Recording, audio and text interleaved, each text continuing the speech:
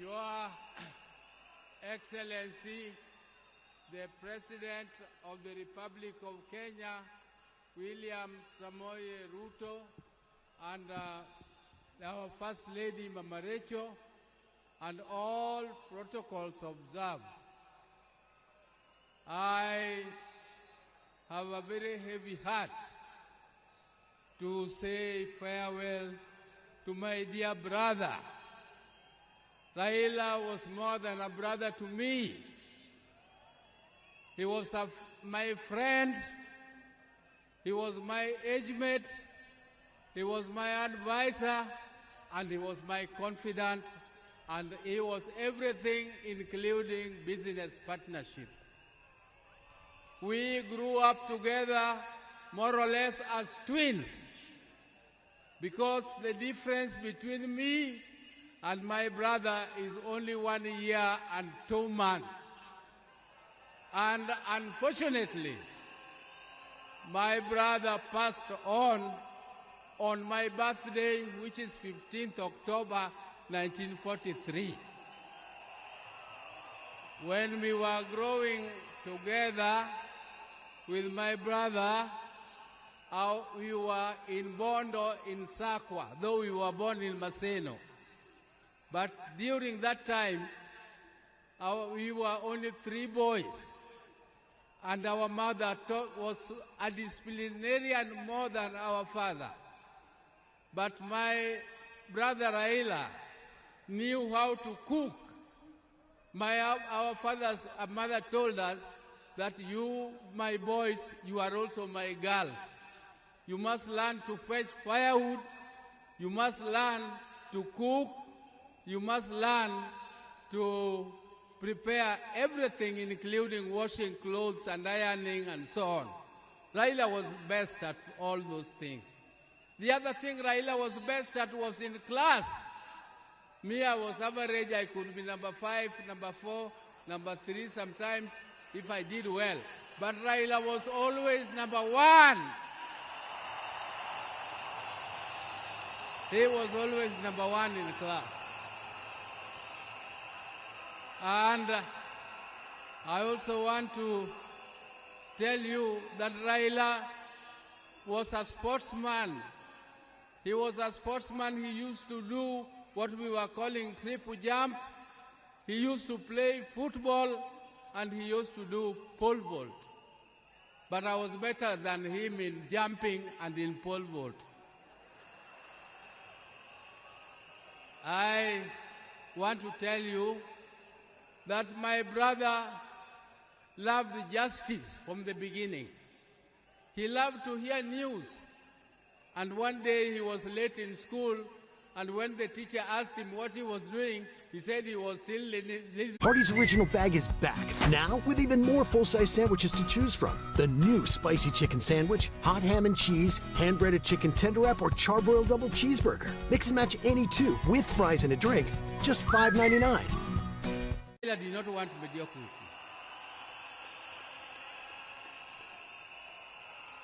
If you came across him with lies or something mediocre, his left hand was very fast. He could give you something to teach you a lesson that you must always be truthful. He protected me and my brother, the later Gola, because he was more brave in confronting anybody who attacked us.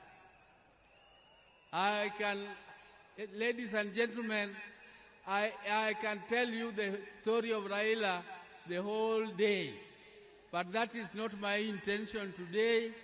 My intention is to tell you that even though my brother was almost the same age as me, but younger than me, I can tell you that I respected him as my leader in the political arena.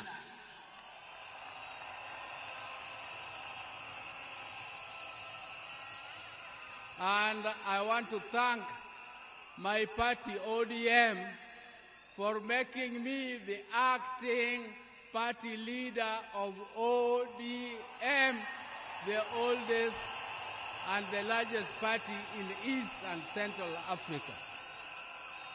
I will take that mantle with vigor, and I must assure you, my colleagues, that I will not disappoint. Even though the shoes of Raila are too big to be filled. But I just want to try my best. I want to try my best. But now I would like to inform you that I'm also with my wife. My wives, I am a general. I have two of them. If I don't introduce them to you, they might feel jealous and refuse to give me food.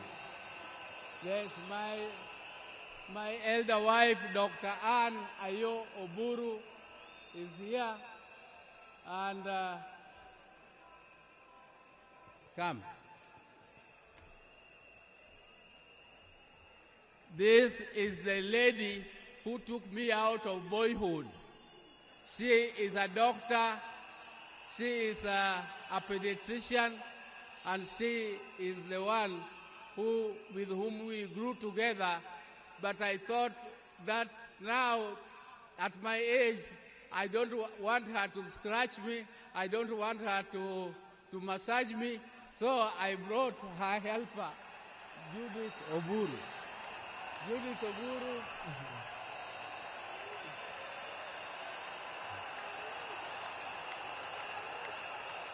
Judith Oburu here works with NSSF, and she is also an accountant by profession.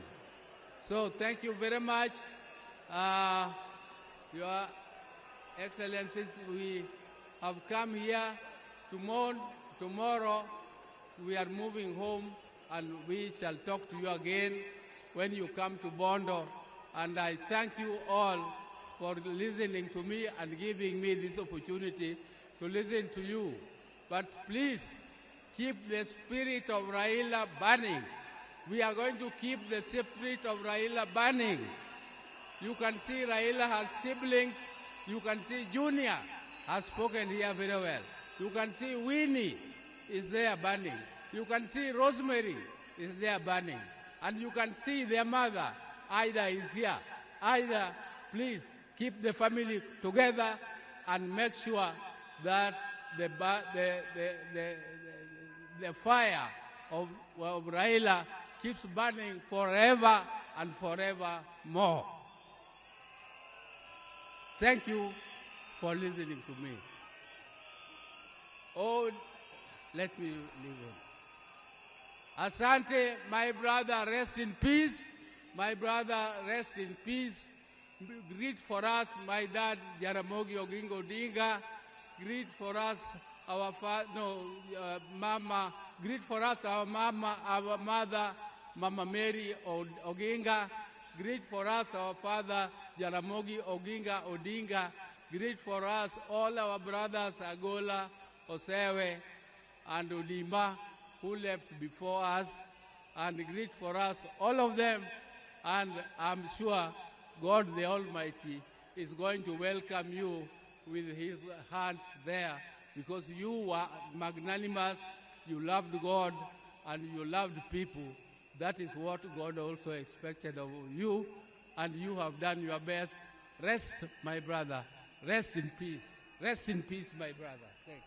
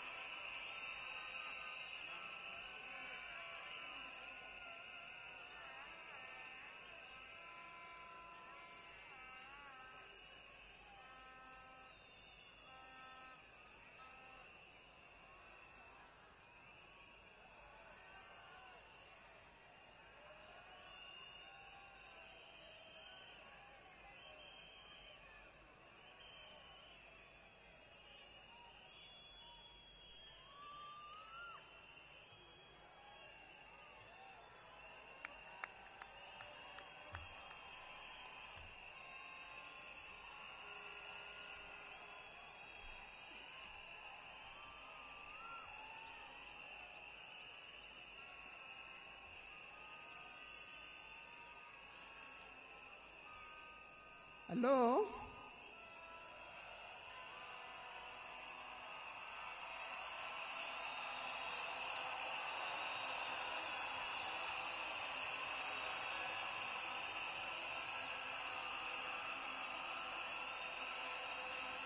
Thank you. Thank you. Thank you. To His Excellency, the President of the Republic of Kenya, His Excellency William Samoei Ruto, and Her Excellency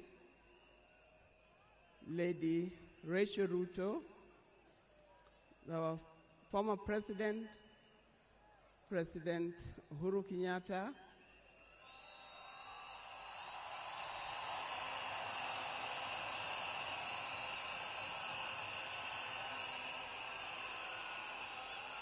the visiting president,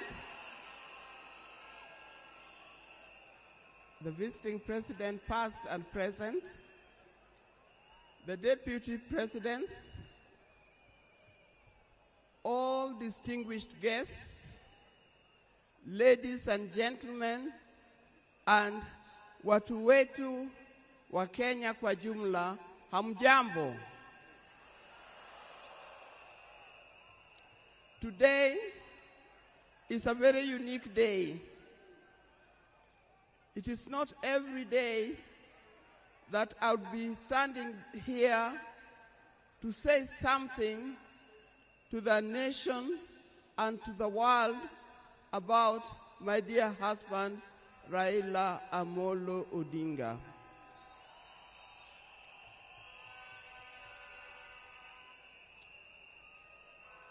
For those who don't know me, I've got a very long name. They call me Canon Dr. Ida Betty Odinga, EST. Now, these names don't just come like that, but they are names that are given. I cannot forget the name that the public has given me, called Min Pin.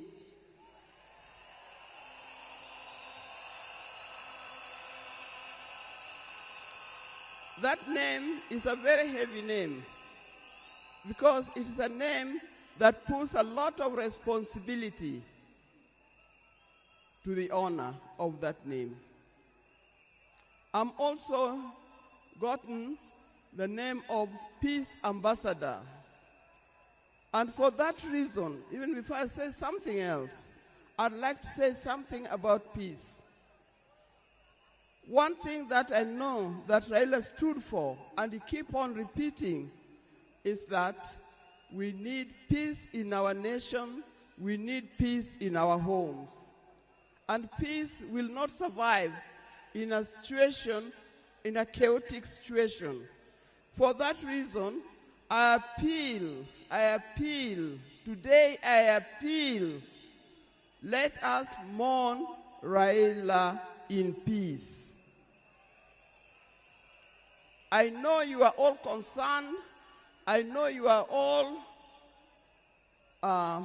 mourning, you are sad about this, but let's keep peace so that the peace can prevail, not only here in the stadium, but also in the rest of the country. Coming to talk about my dear husband, Raila Amolo Odinga. I first met Raila way back in the early 70s, and we got married in 1973.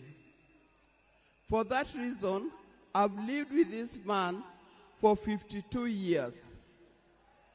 Many of the people that I see or who are in this stadium could have easily be our children.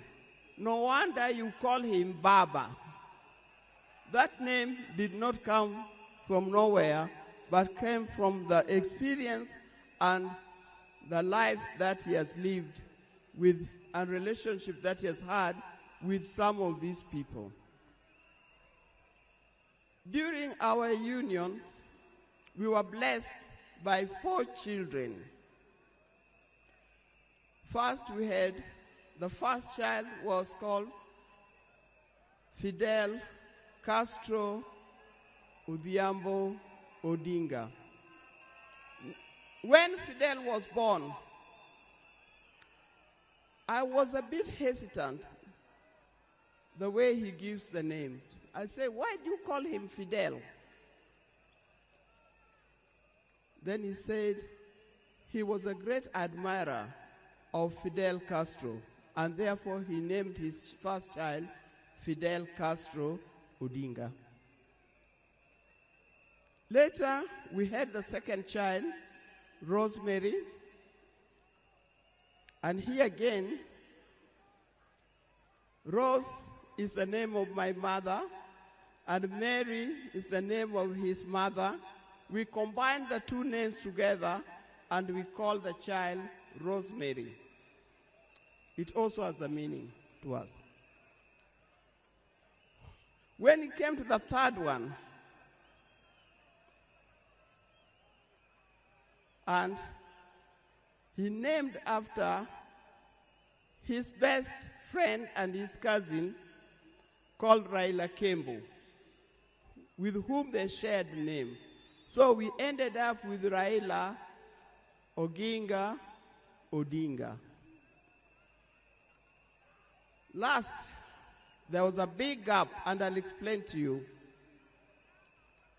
Last came the 4th child. The 4th child, when I went to the hospital, and you know those mothers, you end up somewhere in labor ward. And I was watching the television. And on the television, that's the time when Nelson Mandela had come out of prison. It was he's been there for 27 years. Raila also had been in prison, but that's not why we named her Winnie. And I was watching the television. I could see Nelson Mandela and Winnie Mandela holding hands as Mandela walked out of the gates of the prison. By then, I didn't know what kind of child I was going to get. But then I said, if it's a boy, we'll name him Wilson Mandela. But if it's a girl, will be Winnie Mandela. And therefore, Winnie Mandela arrived. And that's the 4th child. I see when you look at this naming of the children, I know these days you can name your child anything that you want, but I'll appeal to those who are still having babies. Give your child a meaningful name, because you name them people you never saw, you never heard of, simply because it saw the name written somewhere. There's nothing wrong with giving our children the names of the people who in our lives we think are the heroes. Our life was not smooth life. Just like any other family, there's been ups and downs. But as we continue living together, we've learned how to cope, because we all have weaknesses and strengths. We learned to talk straight to one another. We learned to speak the truth, and we learned to forgive and move on. Now, that forgiving spirit was not only in the home, but is something that has spread to the Kenyan. You've seen how many times he has tried in the elections, but that forgiveness is paramount. So please don't carry grudges from one generation to another and from one group to another. We are all Kenyans, We are all Kenyans. We are sisters and brothers. We must learn to forgive easily and build together Kenya.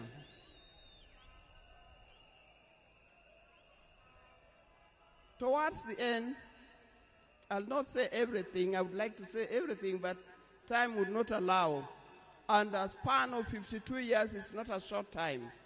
I hope that when I get another opportunity on Sunday, I'll be able to say more. But one thing that he kept on repeating to me is that we must urge Kenyans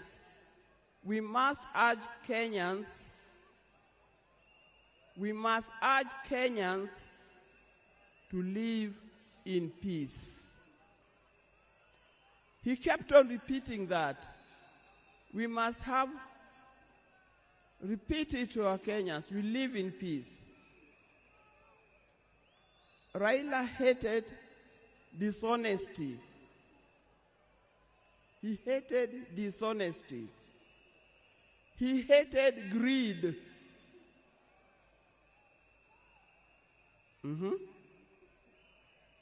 The greed that have affected the main fabric of our society. The greed that leads to stealing from the public coffers. The greed that leads to corruptions. That's the kind of thing that Raila would not have liked to see. So, you people, you Kenyans, I'll tell you more. But I thank you. I thank you, those who have come and those who are watching us from other places. I thank you for standing with this family. I thank you for being here for us.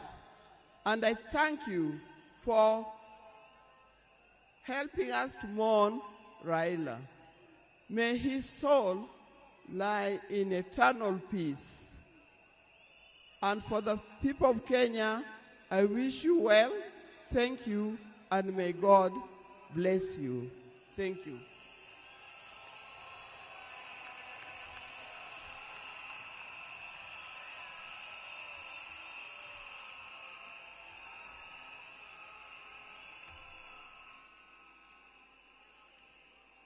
Fellow mourners, we are moving towards the end of this occasion, the first part, so that we can allow a second part that is going to take place in the afternoon. On behalf of Senator Dr. Oburu Oginga,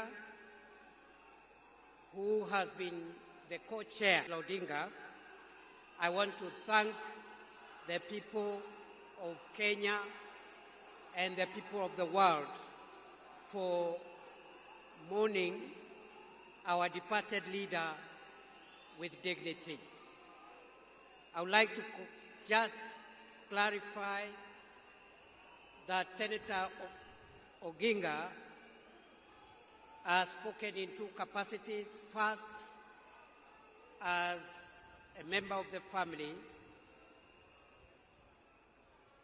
and secondly, as the interim acting party leader of ODM. Your Excellency, fellow mourners, we recognize there's so many mourners who have come to mourn today, and we respect all of them and thank them for making time. Allow me, Your Excellency, to do two things, and then we will conclude.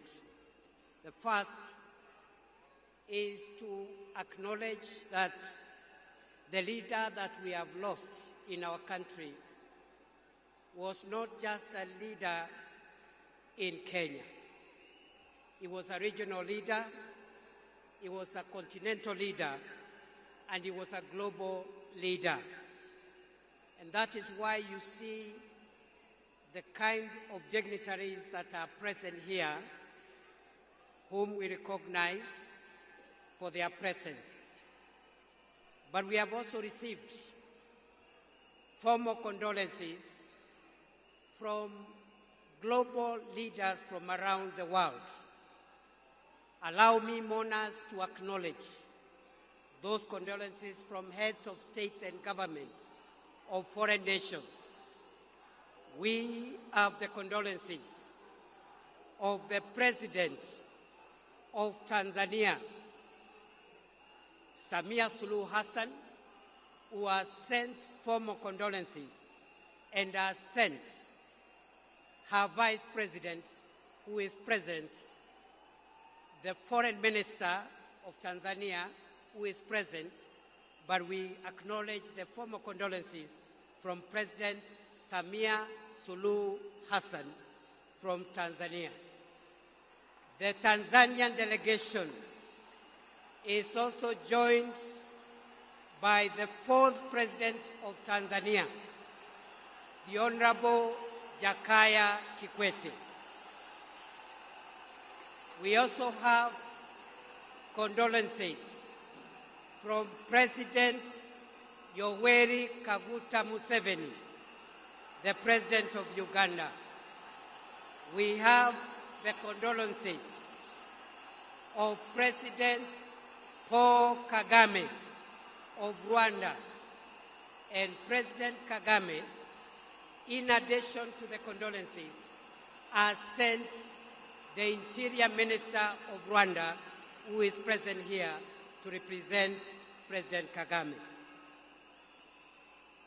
The President of Somalia, President of the Federal Republic of Somalia, I think has arrived after we had received his condolences, and maybe the President will acknowledge him. The Prime Minister of Ethiopia also sent his condolences. The President of Djibouti, the President...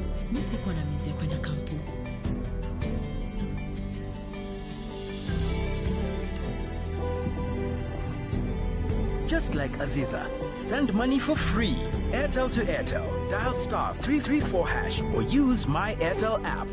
Ever-growing network. Na bado tuna grow. Asanteni wa Kenya. Nigeria. His Excellency Bola Ahmed Tinubu.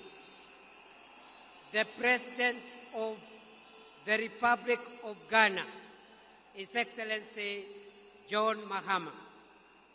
The President of the Republic of Burundi, His Excellency Evariste Ndayishimiye. The President of the Republic of Sierra Leone, His Excellency Julius Maada Bio. The President of the Republic of Zimbabwe, His Excellency Emerson Mnangagwa. The President of the Republic of the Gambia, President Adama Barrow. The President of the Republic of South Africa, His Excellency Matamela Cyril Ramaphosa. The Prime Minister of India, His Excellency Narendra Modi. The President of the Democratic Republic of Congo, His Excellency Felix Tshisekedi. We also are in receipt of the formal condolences of the following global leaders whom I want to mention and acknowledge. The Secretary General of the United Nations, His Excellency Antonio Guterres. The Chairperson of the African Union Commission, His Excellency Mahmoud Ali Yusuf. The Head of the European Union Delegation to Kenya. We also have the condolences of the Under-Secretary General and Executive Secretary of the United Nations Economic Commission for Africa, the Director General of the World Health Organization, Tedros Ghebreyesus, the Assistant Secretary General of the Commonwealth of Nations, the Executive Secretary of the Intergovernmental Authority on Development, Dr. Wokne Geneyehu, the Secretary General of the East African Community, Veronica Nduva. And finally, I want to acknowledge also the condolences that we have received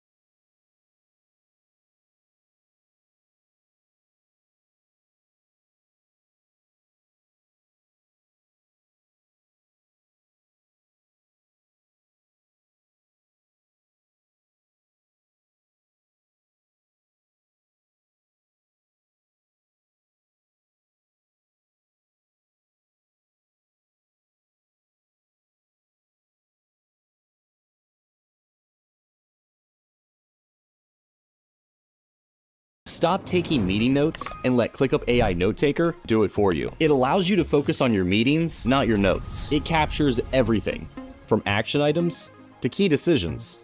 And after every call, you get a clear summary.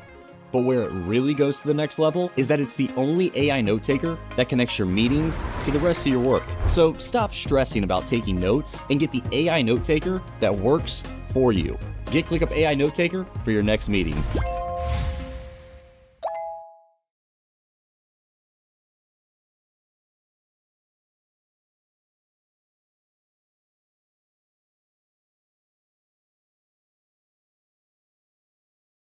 Rudishiwa 100% transaction fee ukitransact na any pay bill across the country. Ukitransfer chapa from your bank to Airtel Money.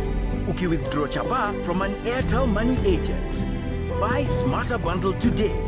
Dial *544# or use my Airtel app. Na bado tuna grow. Asanteni wa Kenya.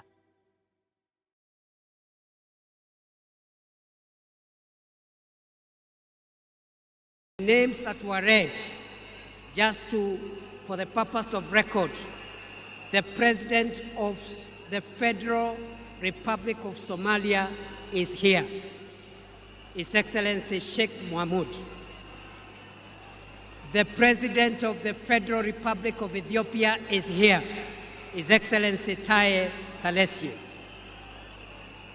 The Vice President of the United Republic of Tanzania, His Excellency Dr. Philip Mpango, is here. The former president, the fourth president of Tanzania, the Honorable Jakaya Mrisho Kikwete, is present. Mohamed Thabiti, Foreign Minister of Tanzania, is present. Rebecca Jadeng, Her Excellency Rebecca Nyandeng, Vice President of South Sudan, is present. And the Honorable Vincent Biruti, Interior Minister of Rwanda, who is representing President Kagame, is present. With those many remarks, allow me, fellow members, to request. Asante sana, nimeshukuru. Thank you. Asanteni sana.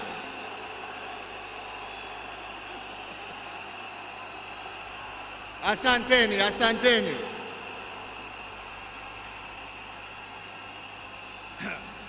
Nianze tena niseme Mama Raila Odinga, Rosemary,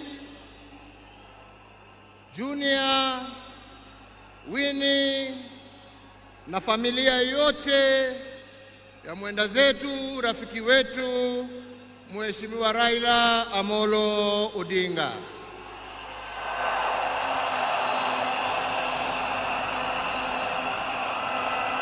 Mheshimiwa Rais wa Jamhuri ya Kenya, Mheshimiwa William Samoei Ruto na First Lady Mama Rachel Ruto, viongozi wa nchi za kigeni na majirani ambao wametutembelea kuja kuomboleza na sisi, waombolezaji wenzangu, hamjambo? Hamjambo tena. Asanteni sana.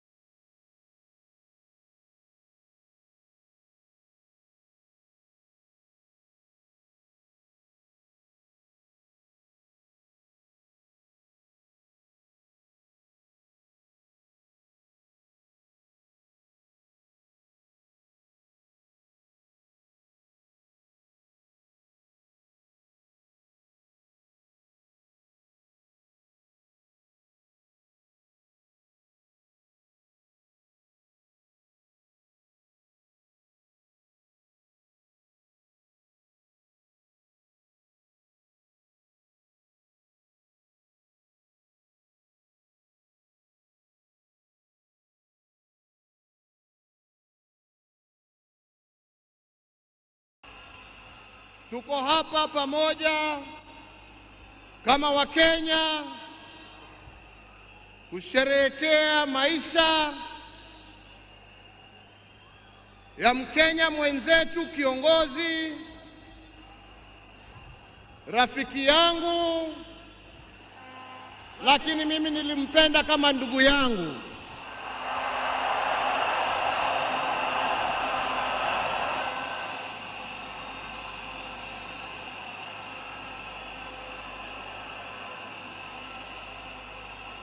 Mheshimiwa Raila Amolo Odinga,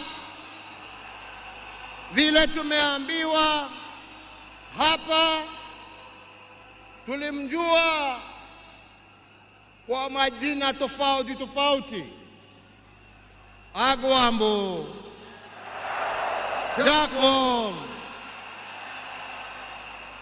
Tinga. Lakini kama Wakenya kutoka kona zote tulimjua na tukamheshimu kama baba.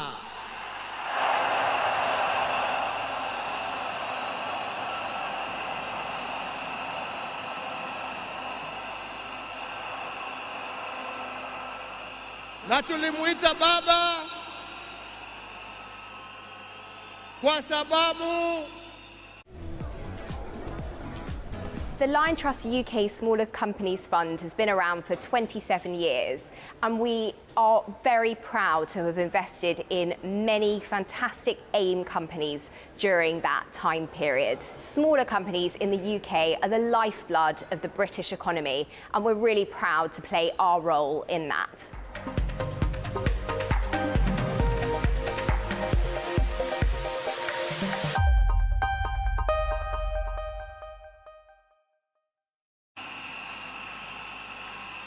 Na testimony hiyo taifa letu la Kenya. Raila alikupenda kwa sababu ya maono yako, alikupenda kwa sababu ya fikira zako, alikupenda kwa sababu ya vitendo yako, lakini sio kwa sababu ya rangi yako ama kabila lako.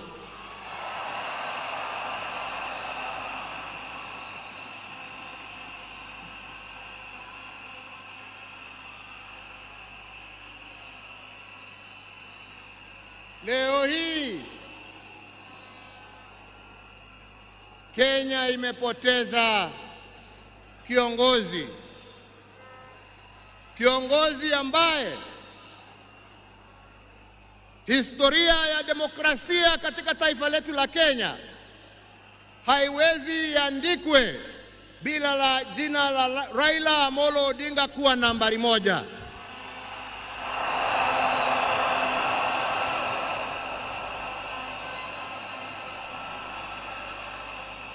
Historia ya Kenya ya kutetea haki za kibinadamu na haki za wananchi wote haiwezi iandikwe bila ya jina ya Raila Amolo Odinga kuwa nambari moja.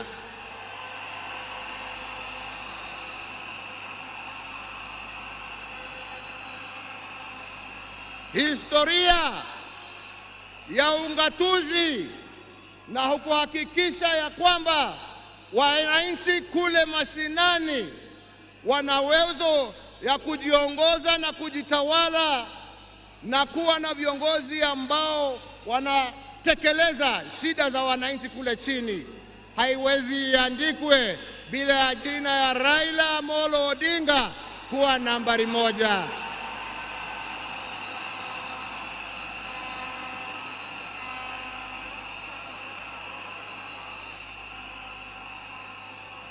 In short, nasema vipi? Nasema hivi, Raila ametuacha kimwili, lakini ndani za roho yetu, ndani ya spirit ya Kenya, ataendelea kuishi miaka na miaka tukisonga mbele.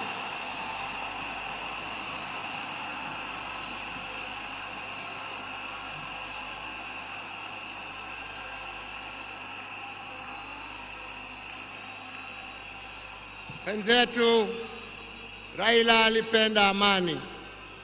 Raila alipenda umoja wa taifa letu. Raila alifurahia akiona Wakenya wakiungana, wakishirikiana, wakijenga taifa lao pamoja. Raila alikuwa mtetezi wa haki ya kila mtu.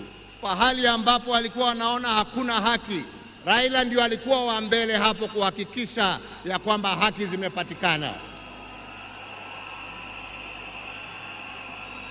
Na wenzangu,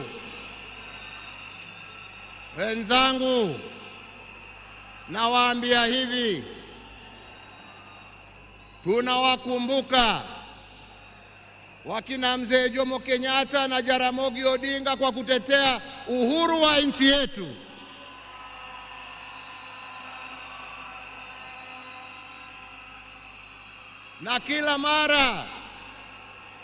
Na kila mara tukiimba wimbo wa taifa tunasema tunatalinda uhuru wetu na damu yetu na jasho yetu.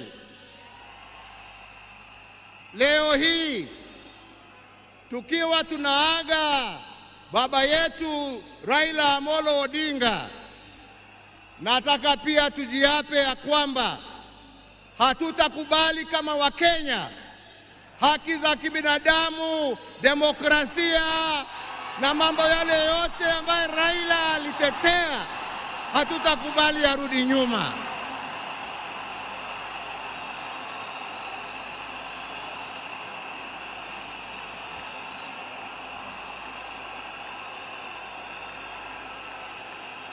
Hatutakubali arudi nyuma.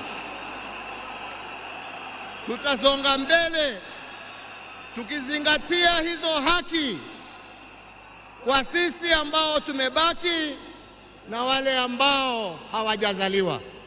Hivyo ndivyo ndugu yetu angependa kuona, na hiyo ndio njia ya kuona legacy yake kama kiongozi. AIM has been absolutely amazing for Couth. We floated back in September 2020 at the start of COVID. It enabled us to raise funds to access the US market and invest in our technology. Since then, we've been able to raise funds on AIM. We had a fundraise 2 years ago, again, to sort of help develop our presence in the US, which is now from zero when we floated, is now 75% of our business.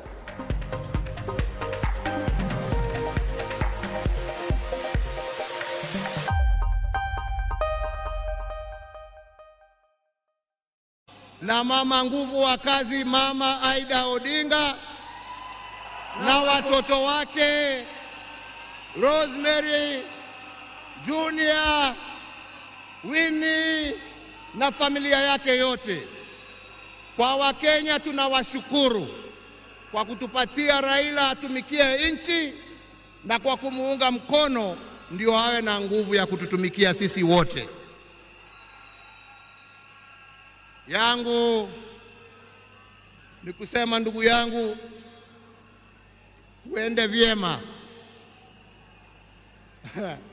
Wenzangu, kastori kadogo tu, sio kubwa.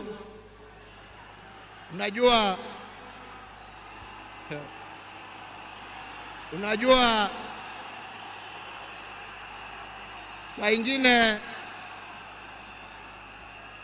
baada ya kazi tukiwa tulia kidogo hapo nini, tunapewa kakitu kidogo hapo.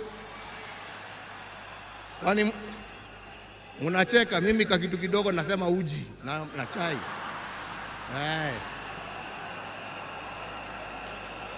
Lakini wakati tulikuwa tunapiga gumzo, saa ingine tulikuwa tunajiuliza, unajua jamani, wale wazee ambao wameenda, wakina Jaramogi, wakina Jomo, wakina Nkrumah, wakina Mwalimu Nyerere, jameni, unafikirianga wakiketi wanaongeanga mambo gani? Mimi nilikuwa nasema unajua wanaongea siasa kama sisi, wanatuangalia tu na mambo hii yetu ya upuzi hapo, wanatuchekelea. Anasema lakini unajua, I'm very keen kujua. Sasa ndugu yangu, umeenda mbele yangu, sasa tayari najua mnajiongeleshana huko, na sio ati niko na haraka ya kuja kuwafikia, lakini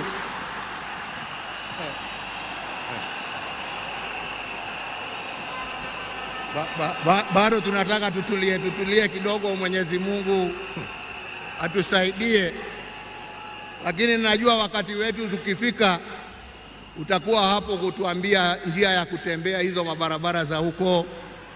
Kwa hivyo ndugu yangu, ni kuombee kwa Mwenyezi Mungu akurehemu, akulaze na amani na wenzako, ukijua ya kwamba twakumbuka wewe, na yale ambao umebakisha tutaendelea nayo, na familia yako sasa imekuwa yetu, na tutaendelea kuwalinda na kuwachunga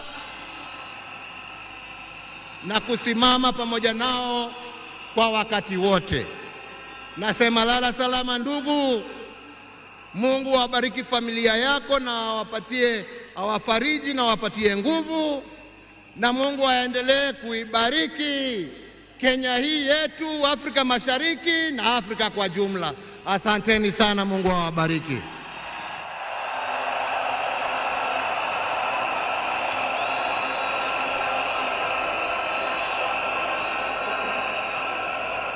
Thank you very much, Mr. President. Kwa sasa nilisahau kidogo kutambua uwepo wa mkuu wa mawaziri Musalia Mudavadi, jaji mkuu Martha Koome na aliyekuwa makamu wa rais wa zamani Stephen Kalonzo Musyoka, hata yeye ako area. After the end of this ceremony, the security agencies led by the Kenya Defence Forces will make announcements through the military MC on the procedure that is going to be followed, because immediately after this, we want mourners who have come to pay their final respects to our departed leader to have as much time as possible the body of our leader. And we want that exercise to begin as soon as possible, but we want to appeal for order, for calm. We have enough time. We are not in a hurry. Everybody who has come here today for that reason will get a chance. As a committee that has been working on this, we want everything to go right. So please, our military, our security agencies will help us coordinate that so that we have security in the stadium as we pay our respects to our departed leader. Before we do that, allow me, ladies and gentlemen, now to invite the President of Kenya, His Excellency William Samoei Ruto, to come and address us. Mr. President, sir.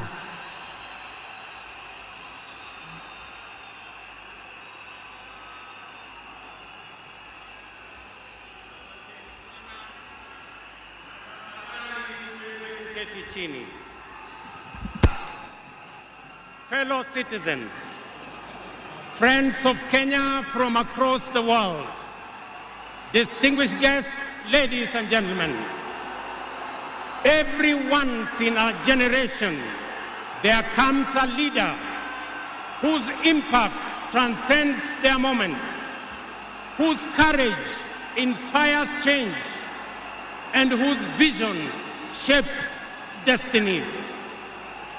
My brother, Raila Odinga, was one such leader. Across space and time, there are few exceptional persons who, when summoned by the call of history, rise to meet the challenges and opportunities of their time with indomitable vigor, with absolute conviction, and with unwavering valor. The Right Honorable Raila Odinga, Ward Mary, Ward Nyar Alego, Agwambo, Tinga, Jacom, Enigma, Ward Ping, Baba, the man in whose honor we gather here today, belongs to that rare, irrepressible breed of human beings.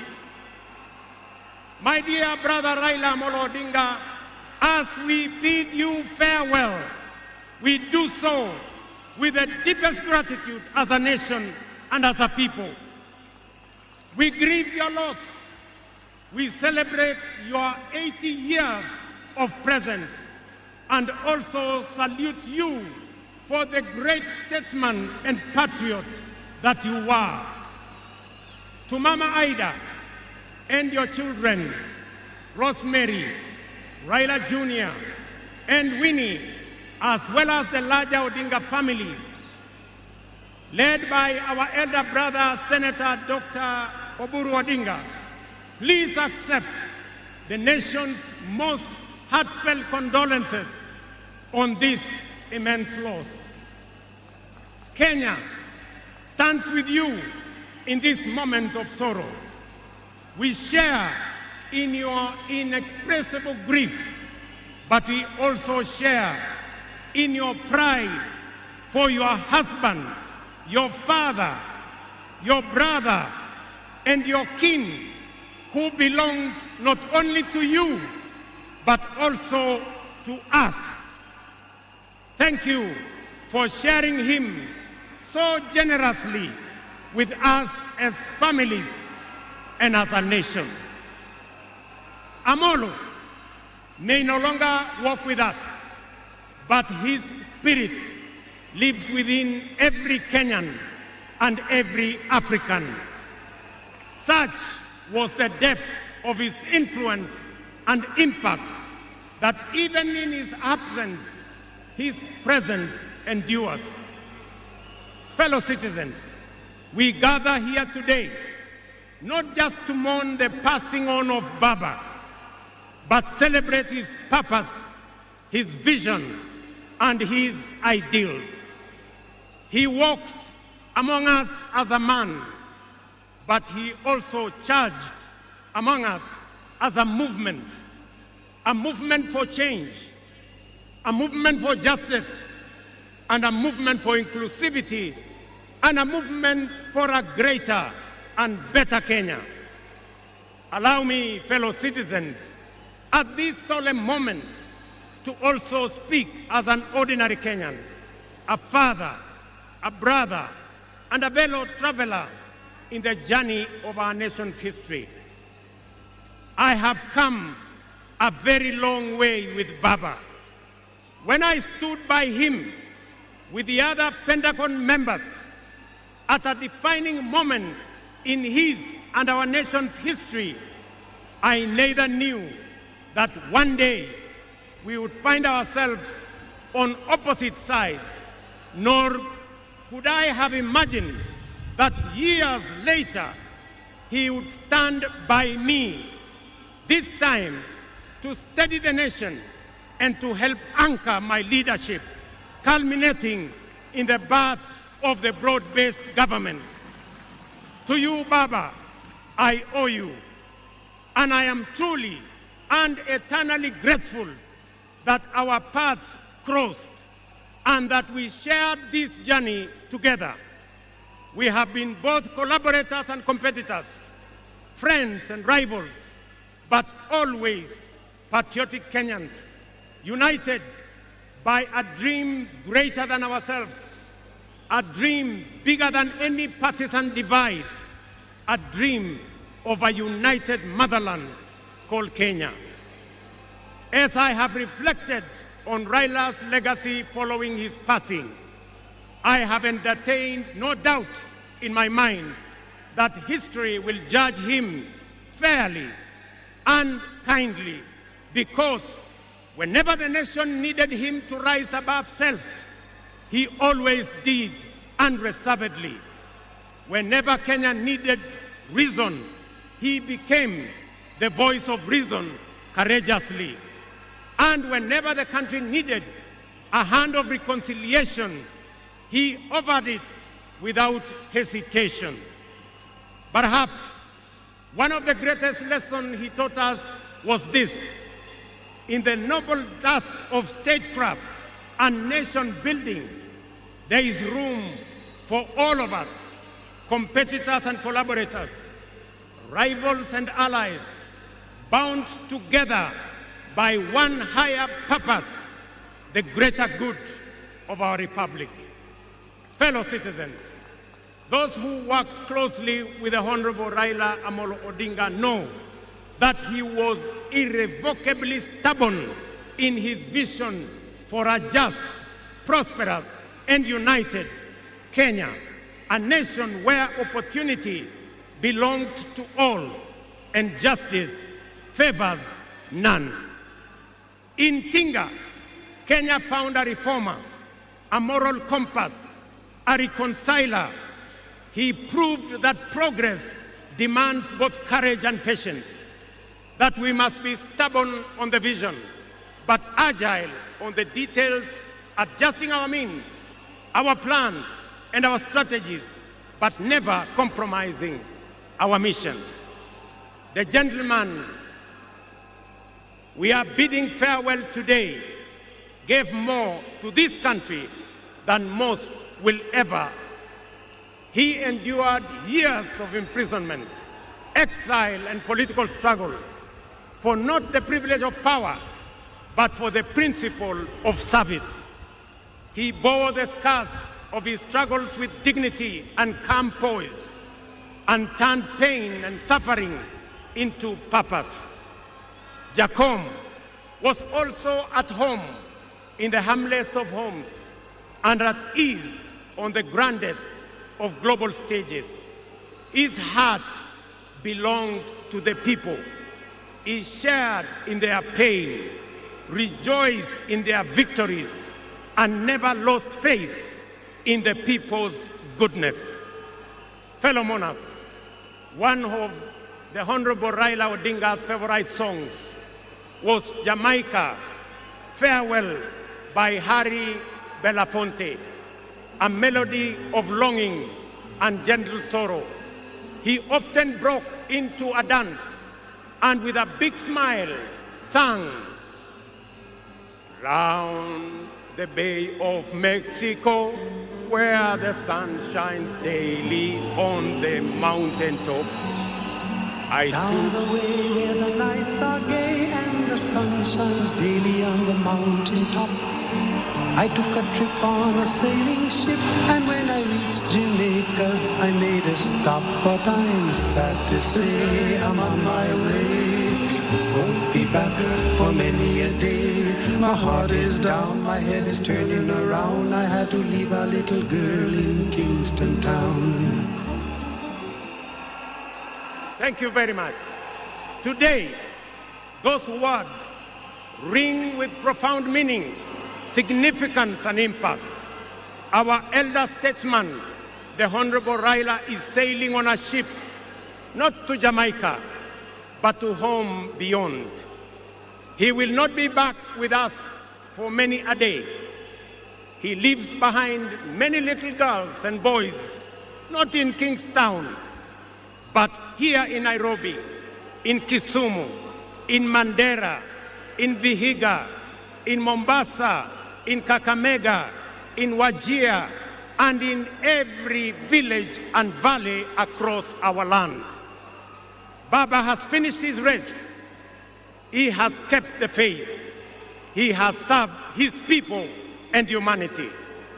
It is our solemn prayer to the Almighty God that the soil of the land which Honorable Raila so tirelessly served shall embrace him with grace, that the nation he sacrificed for shall eternally cherish his memory, and that the people for whom he fought for shall carry his dream forward.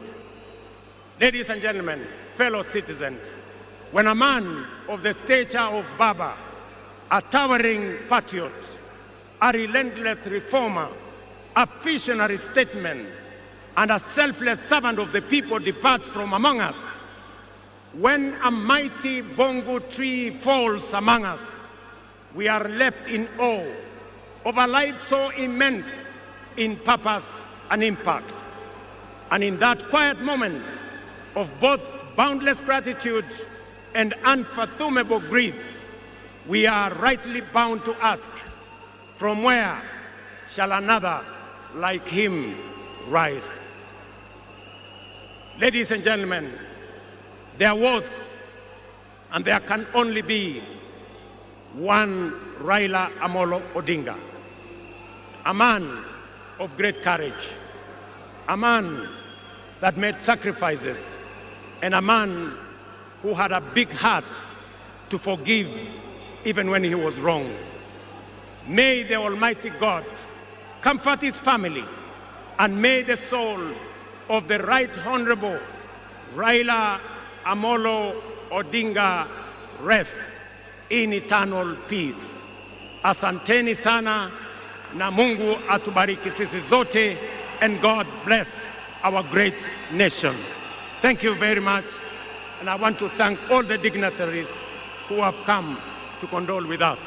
Asanteni sana, tutawaona mbele katika safari ya kumpumzisha huyu shujaa kiongozi wetu Raila Amolo Odinga. Asanteni.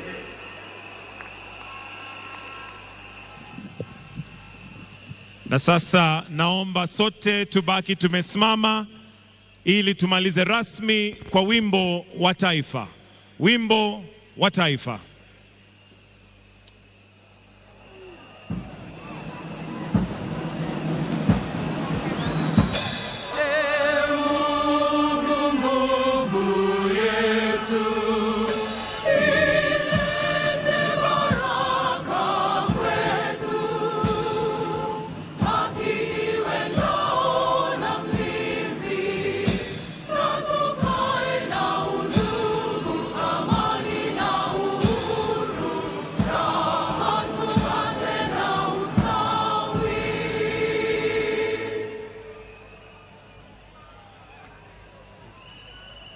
Na kwa sasa naomba tafadhali tuweze kuketi na kutulia ili tuelekezwe vile tutakavyoona mwili. Lakini kwa sasa, for the exit protocol, we'll have His Excellency the President Dr. William Samoei Ruto together with Her Excellency the First Lady to progress and leave,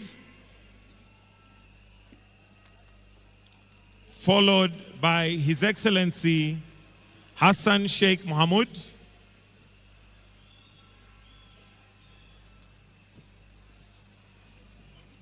Basi alivyosema mwenzangu ni kwamba wananchi wazalendo tutaweza kupewa fursa ya kutazama mwili wa mwenda zake.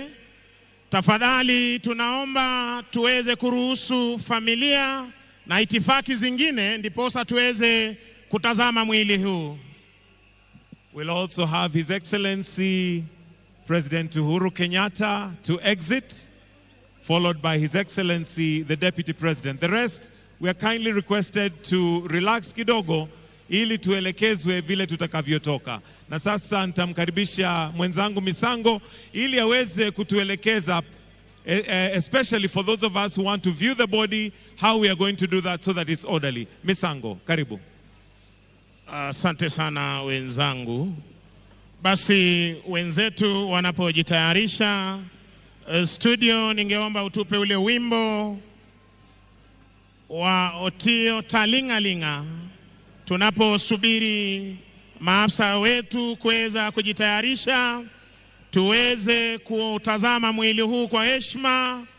Shujaa huyu aliyelala aliyekuwa waziri mkuu wa taifa letu la Kenya, Mheshimiwa Raila Amolo Odinga, na wanajeshi wako hapa ange kuwaomba wananchi kwamba tuna muda hadi hata ikifika saa ngapi mtaweza kutazama. Tunaomba tu taratibu wa kutazama mwili huu tafadhali. Basi viongozi wetu wa kidini tutaomba muweze kuongoza familia waweze kuondoka ili sherehe zingine zitakazoongozwa na jeshi letu za kutazama mwili ziweze kuendelea.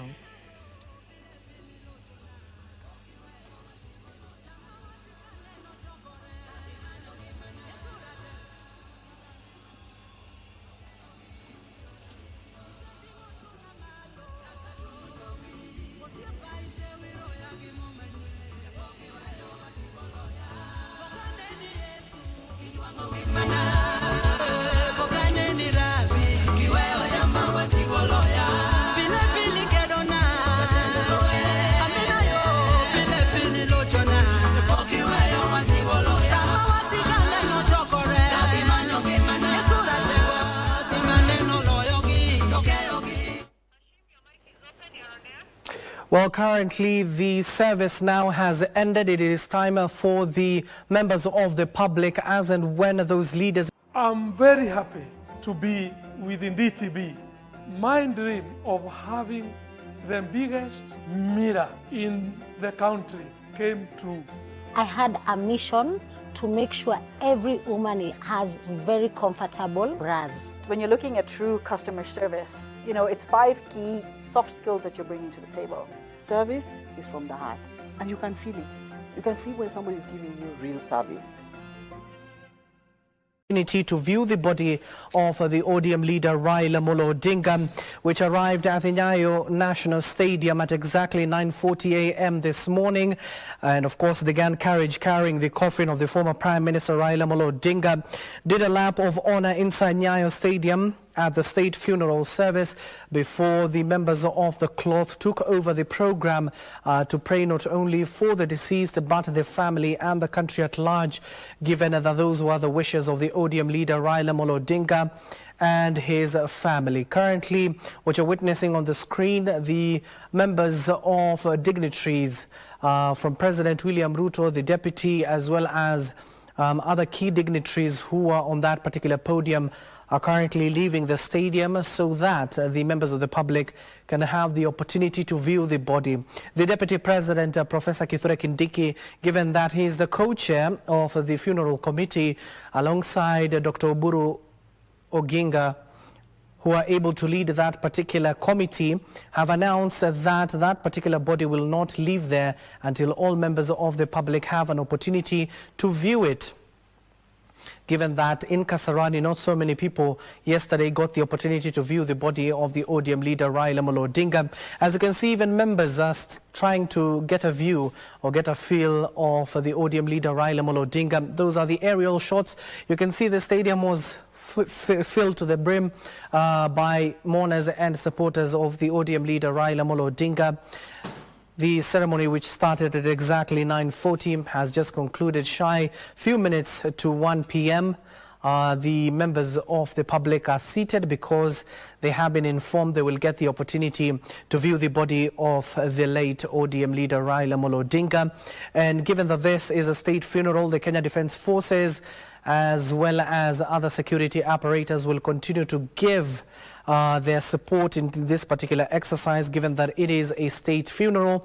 A one of a kind, given that it is offered to former heads of state. He is the first non-head of state to be offered or conferred with a state funeral.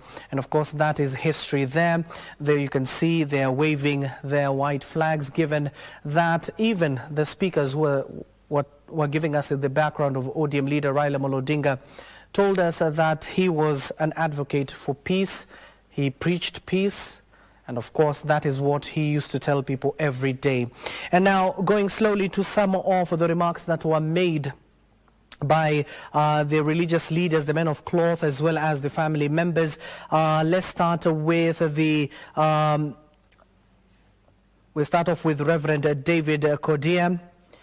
The Reverend clearly stated that Odinga was a politician who never relied on money to intimidate or win followers. He never used the power of his wallet to convince others, but instead relied on the power of persuasion. Today, many of the politicians have lost their principles, promoting a culture of handouts. That is Reverend David Kodia, who led the state funeral at Raila Odinga. Given that he hails from Bondo, we might likely see him there. And the Reverend went on to say that Raila Odinga, he had the wisdom to unite Kenyans. How many can fit in his shoe? That is a question he posed, especially to the next crop of leaders. And given that they're honoring him today, let's see if Kenyans, the first, and not our regions where we come from. Kenya is too small to be divided into regions. That is what